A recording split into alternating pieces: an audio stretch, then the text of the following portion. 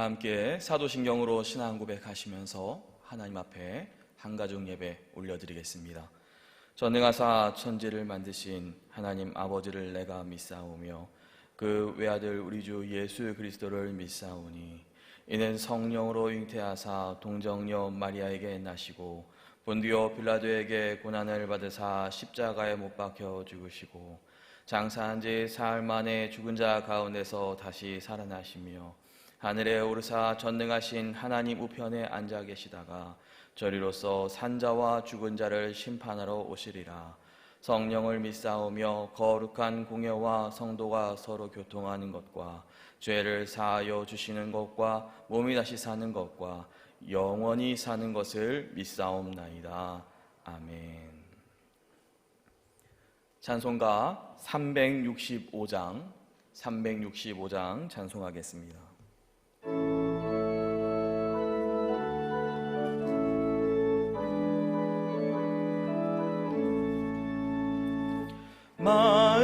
마음속에 근심하는 사람 주 예수 앞에 아뢰어라. 슬픈 마음 있을 때에라도 주 예수께 아뢰라. 주 예수 앞에 아뢰어라. 주 우리의 친구니 무엇이나 근심하지 말고 주 예수께 아뢰라. 눈물 나며 깊은 한숨 쉴 때 주 예수 앞에 다 아뢰어라. 은밀한 죄 내게 있더라도 주 예수께 아뢰라. 주 예수 앞에 다 아뢰어라. 주 우리의 친구니 무엇이나 근심하지 말고 주 예수께 아뢰라. 괴로움과 두려움 있을 때에 주 예수 앞에 다 아뢰어라. 죄일 일을 염려하지 말고 주 예수께 아뢰라. 주 예수 앞에 다 아뢰어라. 주 우리의 친구니 무엇이나 근심하지 말고 주 예수께 아뢰라.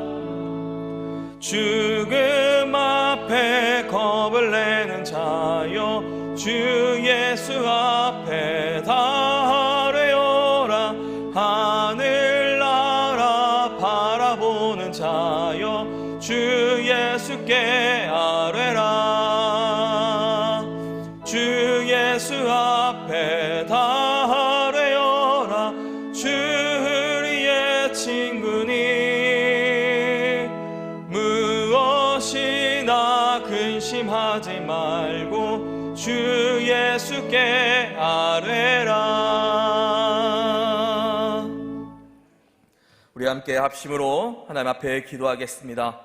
무엇보다도 세상을 축복하는 우리 교회 주님 귀하게 사용하여 주시옵소서. 두 번째로 믿음의 가정, 믿음의 가문 우리 가정 주여 붙들어 주시고 함께하여 주시옵소서.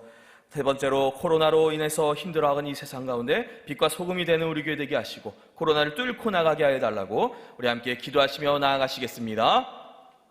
사랑의 하나님 감사합니다. 주님, 이 아침 아버지 이 시간 주 앞에 나와 하나님 앞에 간절히 기도하며 나아갑니다. 주님, 특별히 주 앞에 주의 날을 구별하여 우리들이 예배하게 하시고 아버지 주님을 기억하여 주님을 온전히 사모하는 마음을 주께 드리게 하여 주시니 감사를 드립니다.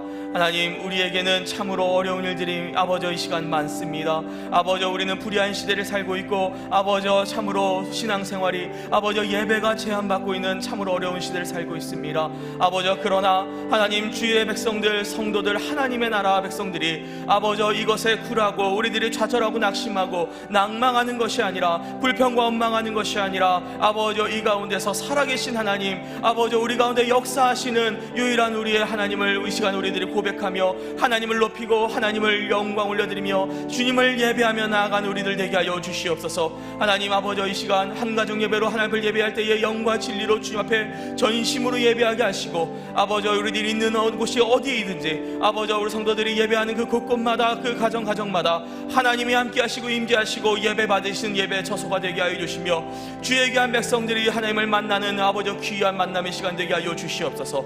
아버지 이 시간 우리들은 주의 성령의 역사하심을 간절히 구합니다. 아버지 우리 예배 가운데 역사하실 하나님을 기대합니다. 우리의 마음 가운데 하나님 말씀으로 우리를 뜨겁게 하시며 감동시켜 주시고, 우리가 가야 될 길 아버지 이 시대에 분별하고 하나님의 뜻하신 온전하신 뜻이 무엇인지를 구별하며 아버지 그 뜻대로 순종하며 나아가 우리들 되게 하여 주시옵소서. 아버지 간절히 바라옵는 것, 이 시간 우리들 기도하며 나아갈 때에 하나님 우리 교회가 세상을 축복하는 하나님 교회 되기, 쓰임받는 교회 되기를 원합니다.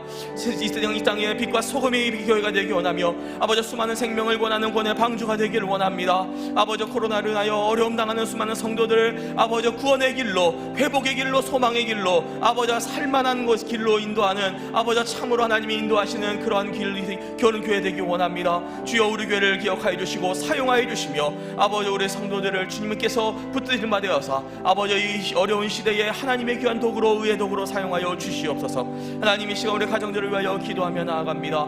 하나님 우리 가정마다 하나님의 인도와 보호하심이, 구별하심이 하나님께서 우리 가정을 지켜주시고 아버지 보호하심이 필요합니다. 아버지 이 시대에 아버지 어떻게 언제 어디에서 우리들이 아버지 감염될지 모르는 그런 불확실성 가운데 아버지 노출되어 있으나 주의 백성들, 주의 성도들 하나님께서 그 때마다 하심마다 구별하여 주시고 기억하여 주시사 아버지 그 가는 길 그 발걸음을 아버지 보호하여 주시고 안전케 하여 주시며 아버지 우리들에게 지혜와 아버지 능력을 허락하사 아버지 주님의 성도답게 아버지 주님께서 인도하시는 아버지 주의 가정답게 아버지 살아갈 수 있도록 인도하여 주시고, 무엇보다도 가정에서 하나님을 예배할 때마다 우리 가정이 하나님을 예배하는 가정으로, 하나님을 모시는 가정으로, 하나님이 임재하는 가정으로 변화될 수 있는 귀한 교회가 될 수 있도록 우리의 가정의 체질을 변화시켜 주시며 믿음의 가정, 믿음의 가문으로 주께서 만들어가 주시옵소서. 아버지 이 시대에 우리의 자녀들을 주께 맡깁니다. 아버지 지금까지는 아버지 우리들 교회 학교에서 아버지 가정들을, 자녀들을 위하여 우리들이 마음껏 기도하며 부르짖었으나 아버지 이제는 아버지의 자녀들 하나님께 오직 맡깁니다. 주의 성령께 오직 맡깁니다. 하나님 원래 우리 아이들의, 우리 자녀들의 참 아버지 참부모 되어 주셨음에 아버지 이 시간 우리가 더욱더 주님 앞에 온전히 의지하며 하나님께 우리의 모든 양육권을 맡기오니 주님께서 역사하시고 함께하여 주시며 아버지 이 시대에 하나님이 예비하시고 준비하시는 믿음의 다음 시대가 될 수 있도록 주님께서 인도하여 주시옵소서. 아버지 오늘 이 시대 아버지 주님 코로나로 인하여 신음하고 있는, 아파하고 있는 이 시대에 아버지 우리 코로나를 뚫고 나가게 하여 주시며 아버지 이 일에 우리 성도님들, 주의 그리스도인들이, 주님의 선택받은 자들이 아버지 주역이 되어 이 땅을, 이 세상을 조금 더 살기 좋은 세상으로, 아버지 이 세상이 아버지 어려운 질병으로부터 회복되고 소망이 있는 세상으로 주님께서 만들어가 주신데 주님 역사하여 주시옵소서. 하나님 하루빨리 우리의 예배를 되찾게 하여 주시고 아버지 자유롭게 하나님을 예배하는 그 예배 소중함을 깨달아 아버지 하나님 앞에 나오는 이 시간을 아버지 우리들이 허투루 보내는 것이 아니라 온전히 영과 진리로 예배하며 나아가는 귀한 우리들 될 수 있도록 인도하여 주시옵소서. 이 모든 말씀 예수님의 이름으로 감사 기도드립니다. 광고 말씀 드리겠습니다. 중요하지 않은 소식이 단 하나도 없습니다. 예배 안내 소식을 안내드립니다. 사회적 거리두기 2단계 시행에 따라서 실내 모임 인원이 50명으로 제한되었습니다. 예배 장소는 본당 1층 예루살렘 성전, 아기교회, 백합교회, 비전홀, 장로교회 이렇게 준비가 되어 있습니다. 본당 1층 현장 예배를 원하시는 분들은 사무실에 사전에 신청해 주셔야 합니다. 이번 주부터는 수요 예배를 교구별 수요 예배로 드립니다. 교회학교는 교회학교 자체 공지를 따라주시기를 바랍니다. 새벽 예배는 본당 1층과 예루살렘 성전에서 두 곳에서 동시에 예배가 드려집니다. 오늘부터 교회 버스 운행을 재개하였습니다. 교회 설립 72주년 기념 감사주일 다음 주일 9월 20일입니다. 강사 목사님으로 최학선 원로 목사님께서 말씀 전해주십니다. 교회 설립 72주년 기념 행사가 성전 뜰밟기 행사, 우리 교회 축복하기 행사가 있습니다. 관심과 많은 참여 부탁드리겠습니다. 확신 있는 신앙 확신반 온라인 강의를 모집합니다. 자세한 일정과 문의는 교회 사무실과 주보를 참조해 주시기를 바랍니다. 주보 앞쪽 면에서 새빛 세상예배 프로젝트가 소개되어 있습니다. 주보를 참고해 주시고 많은 궁금하신 성도님들을 잘 안내해 주시고 또 궁금하신 점이 있으시면 교회 사무실로 문의해 주시기를 바랍니다. 하나님의 말씀 우리 함께 보실 때에 에스더 6장 1절로 14절 말씀 보시겠습니다. 구약성경 755쪽입니다.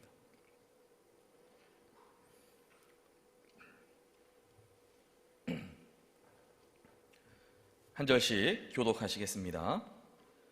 그날 밤에 왕이 잠이 오지 아니하므로 명령하여 역대일기를 가져다가 자기 앞에서 읽히더니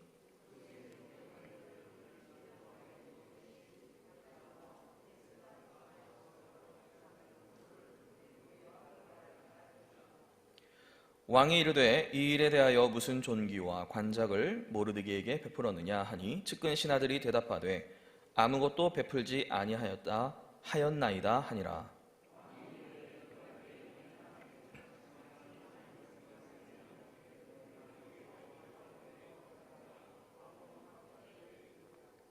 측근 신하들이 아뢰되 하만이 뜰에 섰나이다 하니 왕이 이르되 들어오게 하라 하니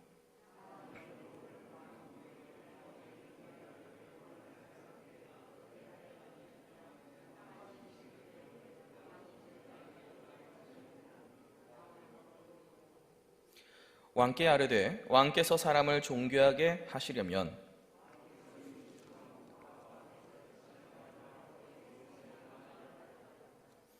그 왕복과 말을 왕의 신하 중 가장 존귀한 자의 손에 맡겨서 왕이 존귀하게 하시기를 원하시는 사람에게 옷을 입히고 말을 태워서 성중 거리로 다니며 그 앞에서 반포하여 이르기를 왕이 존귀하게 하기를 원하시는 사람에게는 이같이 할 것이라 하게 하소서 하니라.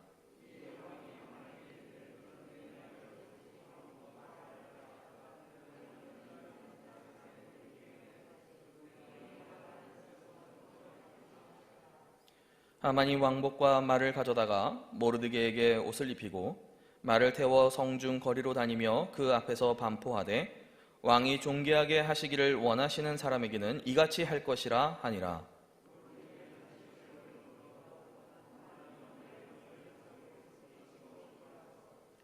자기가 당한 모든 일을 그의 아내 세레스와 모든 친구에게 말하매 그중 지혜로운 자와 그의 아내 세레스가 이르되 모르드게가 과연 유다 사람의 후손이면 당신이 그 앞에서 굴욕을 당하기 시작하였으니 능히 그를 이기지 못하고 분명히 그 앞에 엎드러지리이다.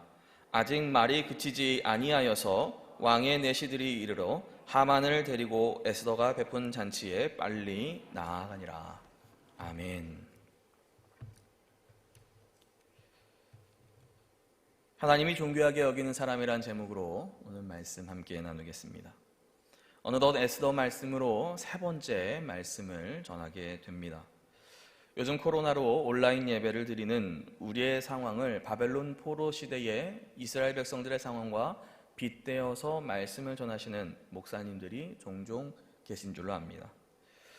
에스더의 시대적 배경은 바벨론 포로 시대보다 훨씬 더 심각한 시대였습니다. 에스더는 남유다 멸망과 또 예루살렘 성전을 파괴한 이 바벨론의 왕비가 아니라 그 다음 페르시아의 제국, 그 시대의 여왕으로 살았던 인물입니다. 두산 백과사전이나 위키피디아 같은 사전에 에스더의 남편 아하수에로 왕을 검색하면 성서에 에스더의 남편이라고 기록될 정도로 역사적 고증이 끝난 인물입니다. 바벨론 포로 70년을 마치고 포로 귀환과 성전 재건 사건이 있었지만 여전히 그곳에는 돌아오지 못한 이스라엘 백성들이 있었습니다. 바로 그들 중에 이 모르드게와 에스더가 살았던 것입니다. 그러니 예루살렘 성전으로부터 떨어진 영적으로, 심리적으로, 육신적으로 그들의 상태가 얼마나 지쳐 있겠습니까?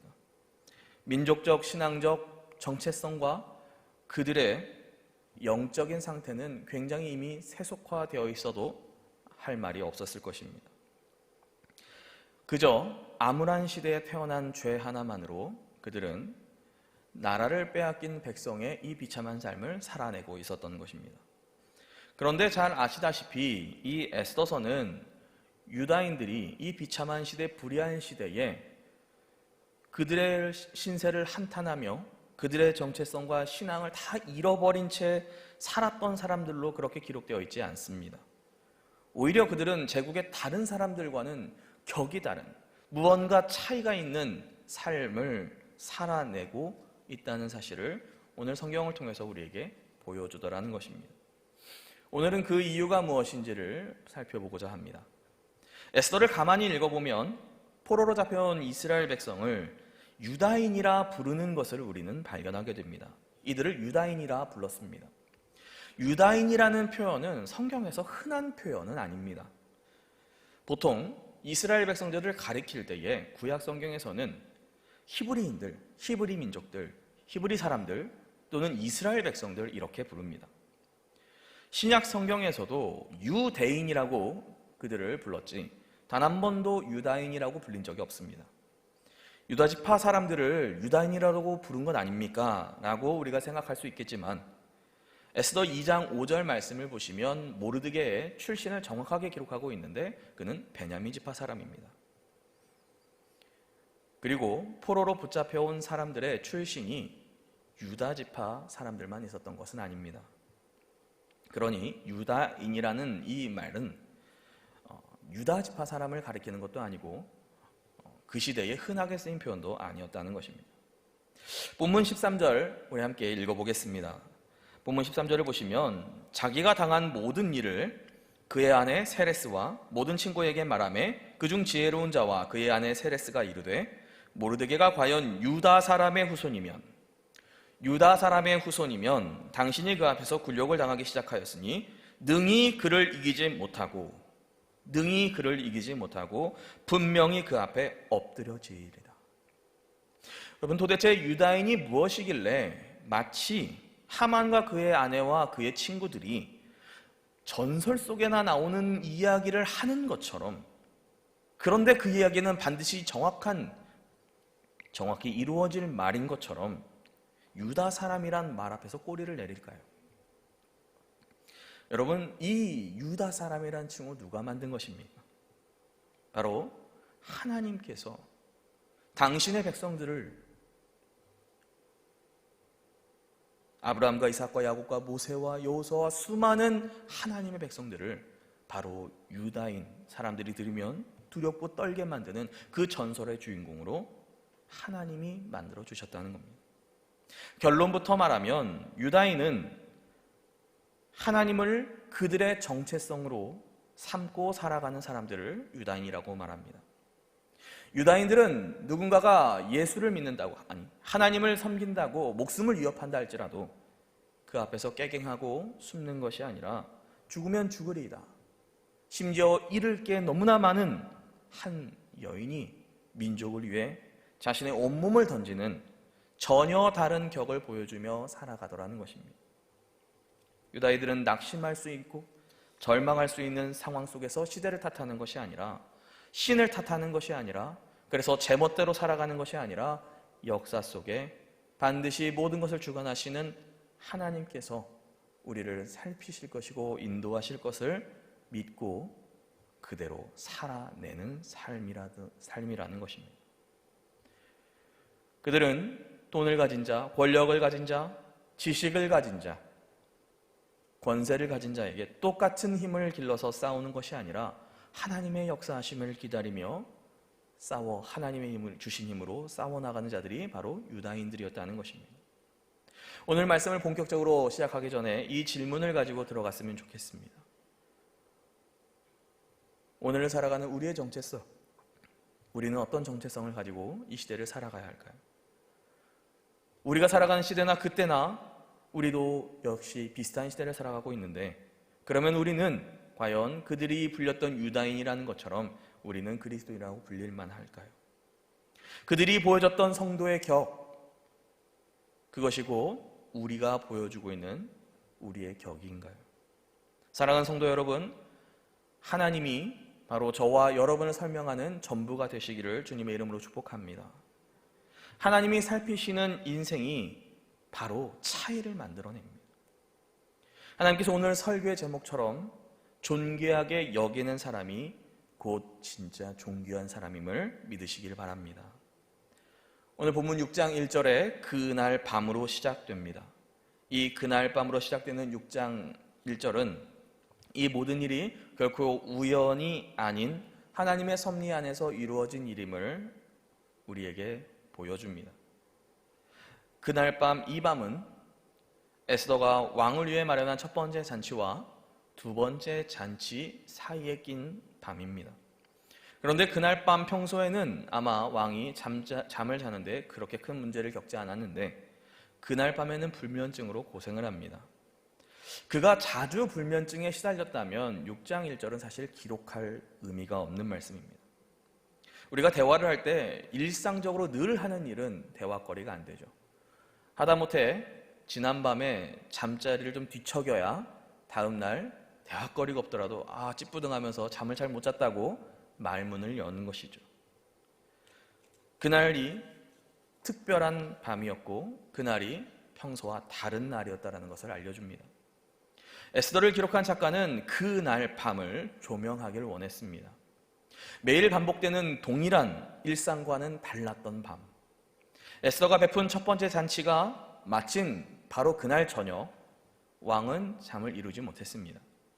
그런데 한 가지 의아한 점은 낮에 벌어졌던 이 에스더가 베푼 잔치가 매우 즐거웠다면 왕은 잔치를 즐겼을 것이고 술에 취해서 기분 좋게 잠에 들지 않았을까 생각이 됩니다. 그런데 불면증에 찾아왔다는 것은 이 잔치가 왕을 만족스럽지 못하게 했다든지 아니면 술 취한 왕의 정신마저도 또렷하게 만드는 그 밤을 역사적인 밤으로 만들고자 하시는 하나님의 손길을 우리는 생각해 볼 수 있을 것입니다. 하지만 다음날 잔치에 또 참석할 것을 약속했으니 왕은 에스더가 베푼 잔치를 분명히 만족스러워했다고 우리는 생각할 수 있습니다. 결국 그날 밤은 술로도 어찌해 볼 수 없는 왕을 잠 못 이루게 하시려는 하나님의 손이 개입한 밤이라는 것입니다. 그리고 잠들지 못한 이 아하수에로 왕은 신하를 시켜서 역대일기를 읽힙니다. 역대일기를 듣습니다. 그리고 우리는 이 밤이 왜 에스더 전체 이야기 속에서, 전체 말씀 속에서 약속의 8회인지를 알게 됩니다. 페르시아의 그 수많은 역대 기록 속에서 하필 모르드게가 모반을 작당하는 반역자들을 고발한 이야기를 왕이 듣습니다. 어떻게 이러한 일들이 연속적으로 우연히 가능할까요? 약속의 8회란 말은 한일전 야구 경기에서 나온 말인데 우리나라가 8회에서 한 번도 아니고 여러 차례 역전하면서 기적과 같은 승리를 마치 약속이 난 것처럼 서로 짜도 재현하기 힘든 그 역전승을 계속 승리를 하면서 사람들이 약속의 8회라 부르기 시작했다고 합니다. 자기를 달아주기를 나뭇가지 세워진 모르드게, 왕비이지만 왕 앞에 나가도 죽을지 모른다라는 불확실성 속에 있는 힘 하나 없는 무늬만 왕비. 이들이 가진 것을 아무리 세어보아도 하만이 가진 재력이나 그가 가진 권력, 왕의 총에 비하면 초라하기 그지 없었습니다. 이 싸움은 객관적 전력차가 너무 커서 포기하는 것이 맞습니다. 그런데 유다인에게 그날 밤 왕궁에서 우연처럼 벌어진 이 기적 같은 일이 연속적으로 벌어지고 이 일들은 하나님께서 주관하시는 약속의 8회 대작전이 시작되는 것이었습니다. 역대일기를 읽다가 왕이 모르드게를 상 주려고 사람을 찾는데 때마침 모르드게를 나무에 달아 치욕스럽게 저주받은 죽음을 선사하려고 허락을 받으려고 찾아온 하만이 기다리고 있었습니다. 정말 때마침입니다. 하만 정도 되는 권력자라면 사람 하나 죽이는 것은 사실 누구의 허락을 구할 그런 일이 아닙니다. 그냥 소리 소문 없이 조용히 처리하면 될 일입니다. 그런데 그가 모르드게를 죽일 허락을 구하러 왕을 찾아왔습니다. 이 말은 사형 여부를 물어보려고 온 것이 아니라 나무에 달아 죽여도 되냐는 사형 방법에 대한 허락이었습니다. 나무에 달아 죽이는 사형법, 우리 예수님께서도 비슷한 십자가형을 받으셨는데, 나무에 달아 죽이는 이 사형은 죽임이 목적이 아니라 사형당하는 그 사형수를 모욕하고 그의 죽음을 수치스럽게 만드는 데 그 목적이 있습니다. 역사의 아버지라 불리는 헤로도토스는 그의 기록들을 보면 고대부터 아주 광범위한 지역에서 나무에 달아 죽이는 사형이 아주 많이 있었다라고 합니다. 왕이 하만에게 이렇게 묻습니다. 본문 6절입니다. 왕이 존귀하게 하기를 원하는 사람에게 어떻게 하여야 하겠느냐? 왕의 질문에 하만은 이렇게 심중에 생각합니다. 왕이 존귀하게 하기를 원하시는 자는 나 외에 누구리요? 이렇게 생각한 하만은 자신 안에 숨겨진 그 내심 왕의 자리까지 노려보는 그의 욕망이 표출되고 맙니다. 왕관을 씌우고 왕복을 입히고 왕이 타시는 말을 태워서 왕이 가장 존귀하게 여기는 신하의 손에 맡겨서 성을 돌게 하시고 그 신하로 하여금 이렇게 왕이 존귀하게 여기는 사람은 이렇게 해준다라고 동네방네 소문을 내며 자랑하고 존귀하게 여기게 해달라는 것입니다. 그런 하만에게 왕이 대답합니다. 너는 내 말대로 속히 왕복과 말을 가져다가 대궐문에 앉은 유다 사람 모르드게에게 행하되 물은 내가 말한 것에서 조금도 빠짐이 없게 하라.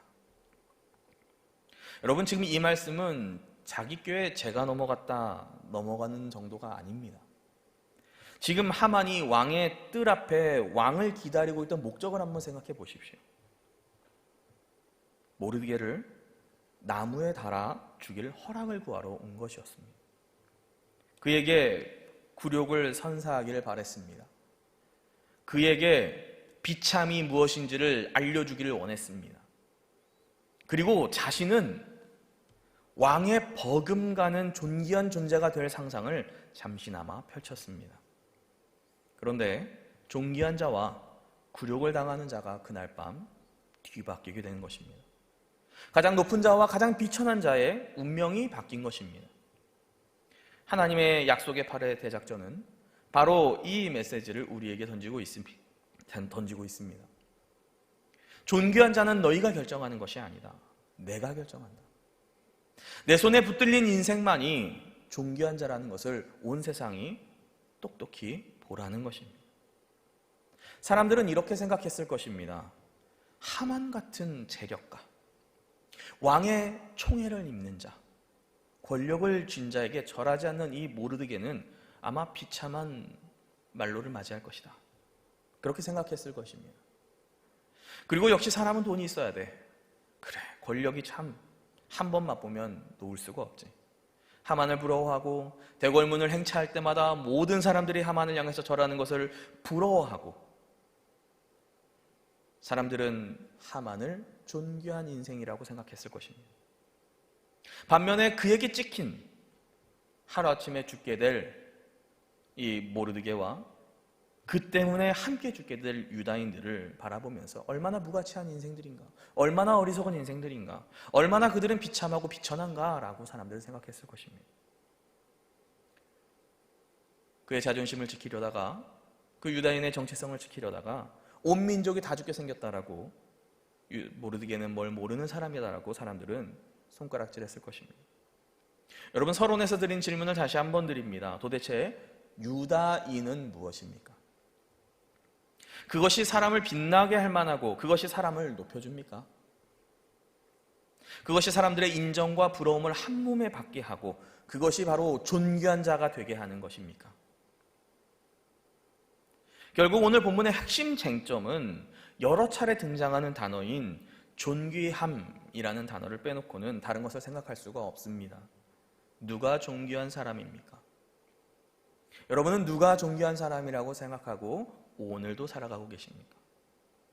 그리고 무엇이 사람을 존귀하게 만듭니까? 하만을 향한 왕의 질문도 사실은 동일선상에 있습니다. 왕이 하만에게 묻습니다. 누가 존귀한 자인가? 그리고 존귀한 자는 어떤 대접을 받아 마땅한가? 하만의 대답을 미루어 살펴보면 하만의 대답은 자신이 특별한 존재라는 데서 출발합니다. 나는 존귀한 자다. 나는 왕에게 인정을 받은 존재다. 나는 남들과 다른 능력을 가진, 남들과 다른 재력을 가진 사람이다. 나는 노는 물이 다르다. 사랑하는 성도 여러분, 하나님께서도 우리에게 이 불공정하고 비참한 죄로 가득한 세상을 살게 하시면서 우리에게 동일한 질문을 던지고 계십니다. 저는 어렵지만 유다인이라면 풀어낼 수 있는 문제라고 생각합니다. 존귀함이 무엇이라고 생각합니다. 누가 존귀한 자냐?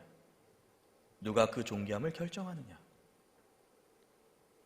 그날 밤 약속의 8회 대역전극에서 하나님이 존귀하게 하신 모르드게가 왕의 역대 일기에 이름을 올리게 된 그 경위를 살펴보면 오늘 이 말씀을 더욱더 우리에게 깊게 이해할 수 있게 합니다.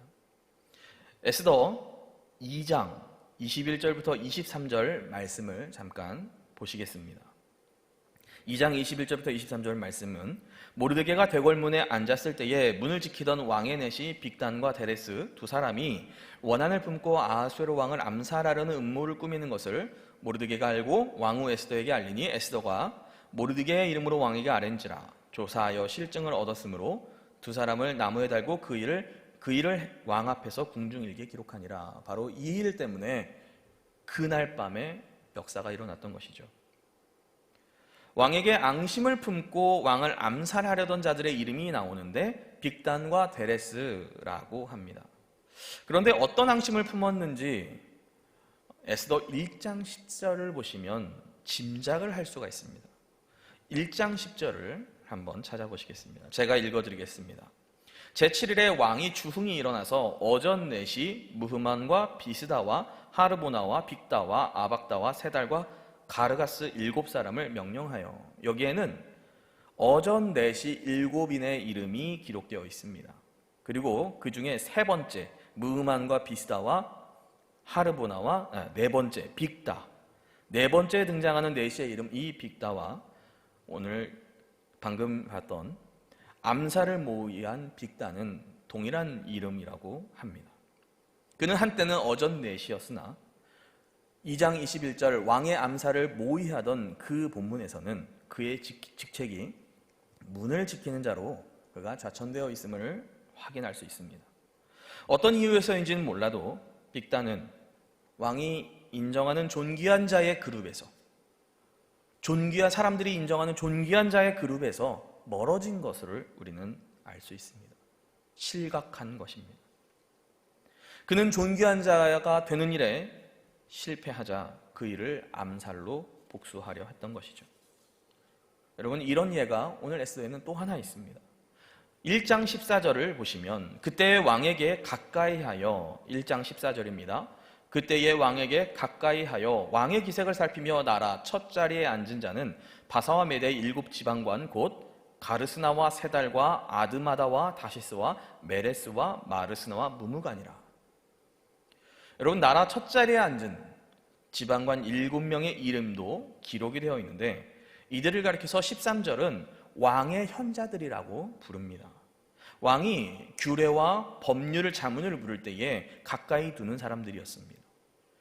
그런데 1장 21절 말씀을 보시면 왕과 지방관들이 그 말을 옳게 여긴지라 왕이 무무간의 말대로 행합니다. 7명의 현자가 있었지만 그 중에 단연 돋보이는 무무간이란 사람이 있었습니다. 그는 바로 현자 중의 현자였습니다. 그래서 말씀을 보시면 왕과 다른 6명의 지방관들이 그의 말을 옳게 여겼다라고 기록되어 있는 것을 봅니다. 그리고 무무간의 말에 의해서 전국에 조서가 내려집니다. 여러분, 정리하자면 이렇습니다. 암살을 모의했던 빅단은 정치력으로, 관료로 존귀한 자가 되려 했습니다. 왕에게 인정을 받으려고 했습니다. 자신의 인생이 꽤나 특별한 인생임을 인정받으려고 했습니다. 만약에 빅단은 그렇게 정치력으로 인정받으려고 했다면 무무간은 지력으로, 자신이 가진 지혜로 왕에게서 존귀한 자가 되려고 했습니다. 그런데 3장 1절 하만이 등장하자마자 왕은 하만을 모든 신하들 위에 올려놓습니다. 그리고 무무가는 흔적도 없이 사라집니다. 그 역시 하만에 밀려 실각한 것이겠죠. 정치 관료로서 왕의 인정과 존귀한 자로 명성을 얻기 원했던 빅단, 지혜로운 현자로서 지력으로 왕의 존귀한 자가 되기를 바랬던 무무간, 막대한 자산으로 재력으로 왕에게 존귀한 자가 되기를 바랬던 하만, 이 세 사람, 바로 오늘 우리가 살아가는 우리의 모습과 이 세상을 그대로 보여줍니다. 온 세상 가운데 내가 빛나기를 원하고 남들과 다른 모습으로 더 나은 삶을, 더 나은 존재로 살아가고자 원합니다. 바로 그것이 존귀한 것이고 바로 그것이 고귀한 것인 양 살아가는 군상들을 대표합니다. 세상은 인정받으려면, 존귀한 자가 되려면 권력이든 재력이든 지력이든 가지라고 말합니다. 그러나 모르드게와 에스더가 거기에 당당히 이렇게 보여줍니다. 존귀함은 바로 하나님이고, 누가 존귀함을 결정하는가? 바로 하나님이 결정하시고, 누가 존귀한 자인가? 하나님을 정체성으로 삼고 살아가는 사람이 바로 존귀한 자다. 돈, 권력, 배운 것이 없어도 그것을 패배자라고 말하는 세상에 굴욕을 당할지라도 결코 무너지지 않고 당당히 대궐문에 서서 하나님의 사람임을, 하나님을 예배하는 자임을, 하나님 나라의 백성임을 놓지 않으려고 살았던 유다인, 바로 이들이 존귀한 자다라는 것을 그들이 보여준다는 것입니다. 사랑하는 성도 여러분, 바로 이것이 존귀함입니다.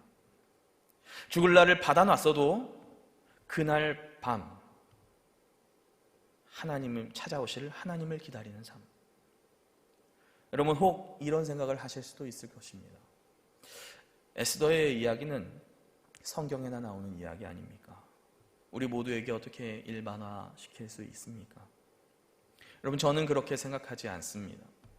만약 여전히 이 일들이 에스더와 모르드게처럼 특별한 사람들에게나 일어나는 일이다 라고 생각한다면 우리는 여전히 존귀함을 바라보는 우리의 시선이 전혀 달라지지 않았음을 의미합니다.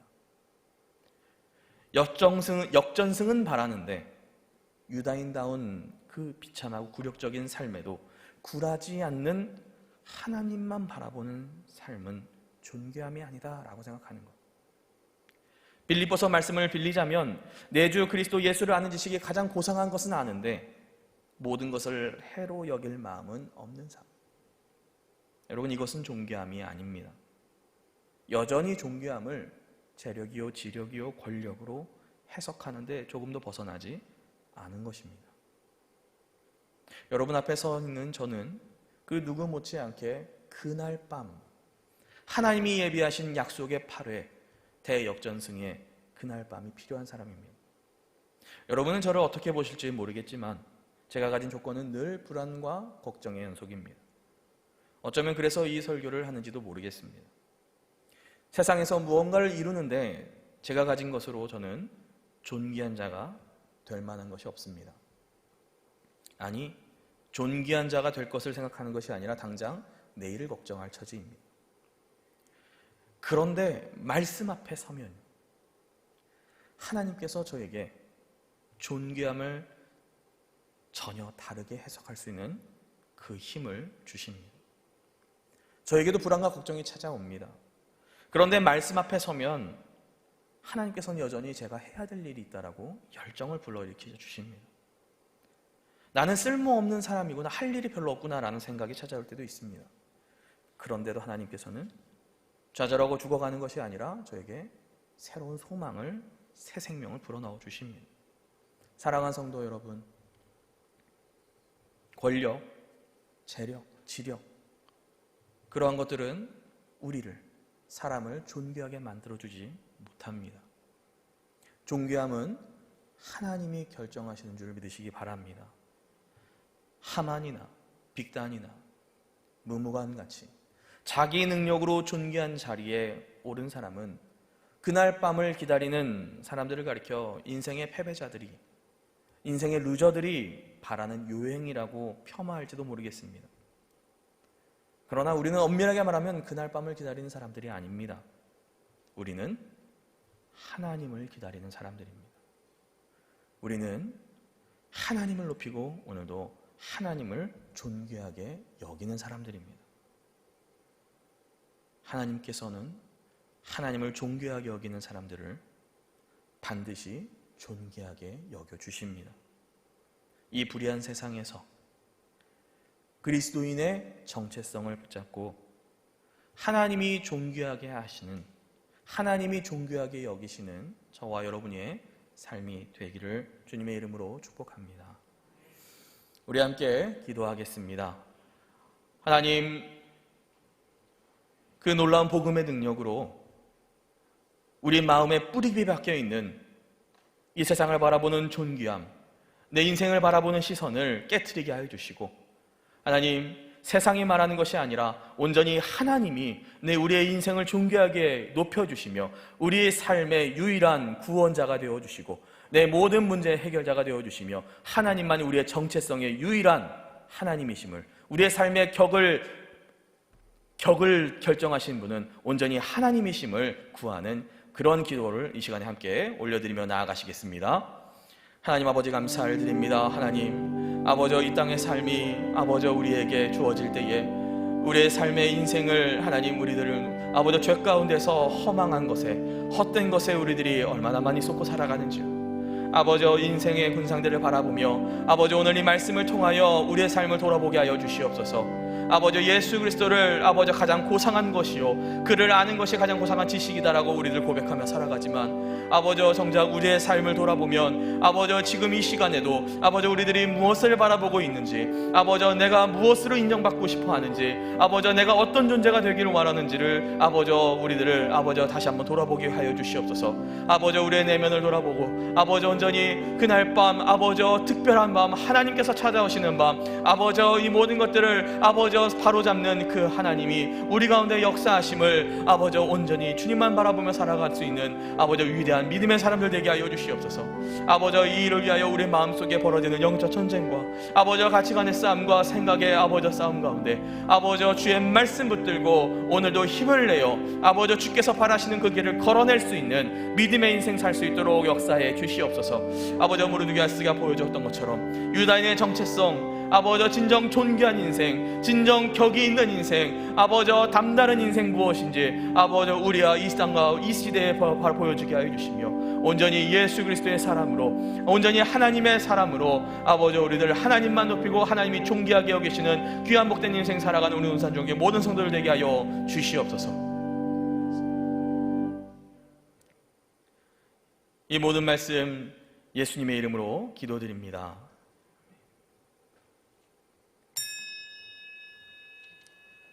다 함께 일어나셔서 찬송가 317장 찬송하시겠습니다.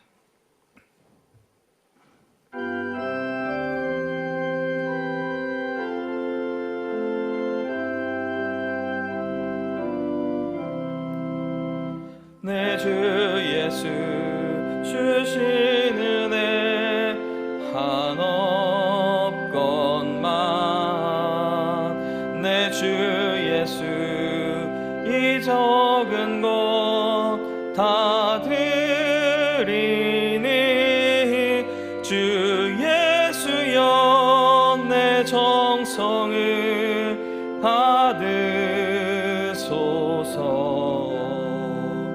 주의 알 위에 보배로운 피 흘리사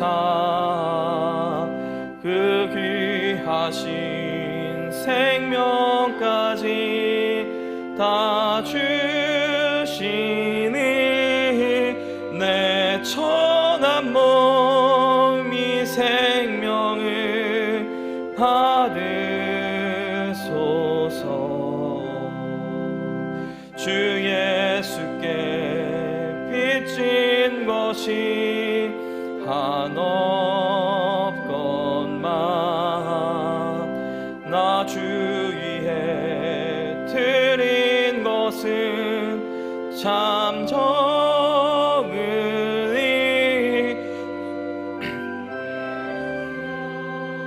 너그럽게 곱소서.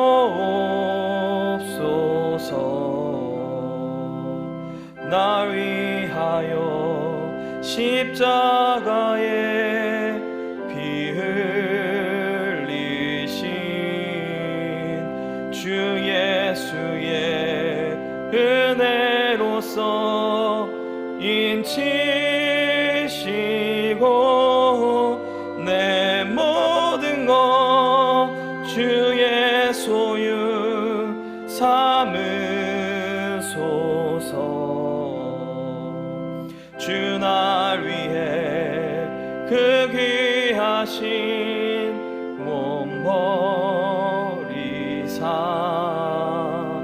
이 내 몸을 빚값으로 사셨으니 내 생명도 주 예수께 바칩니다.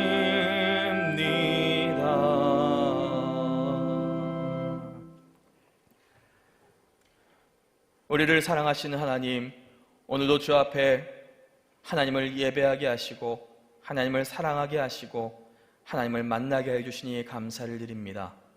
주님, 우리의 예배 가운데 홀로 영광 받아 주시옵소서. 이 시간 주께 드리는 우리의 헌금을 받아주시며 하나님, 그 모든 우리의 삶 가운데 하나님이 우리의 삶을 받아주시고 하나님이 우리의 삶을 인도하시고 하나님이 우리의 삶을 지키시고 보호하심을 깊이 경험하는 우리 모든 논산중의 성도들 되게 하여 주시옵소서. 우리 있는 곳이 어디 있든지 하나님을 예배함을 놓치지 않게 하시고 그 귀한 예배로 말미암아 우리의 삶으로 말미암아 아버지께 존귀함을 여긴 받는 귀한 주의 백성들 되게 하여 주시옵소서. 이제는 우리 구주 예수 그리스도의 은혜와 하나님의 사랑과 성령의 역사하심이 오늘도 하나님만 높이고 그 하나님을 기다리기로 작정하며 온전히 하나님의 존귀함 여기기로 오늘도 다짐하며 나아가는 주의 모든 백성들 위해, 우리 백성들의 자녀들과 일터와 직장 위에 이제로부터 영원토록 함께 있을지어다.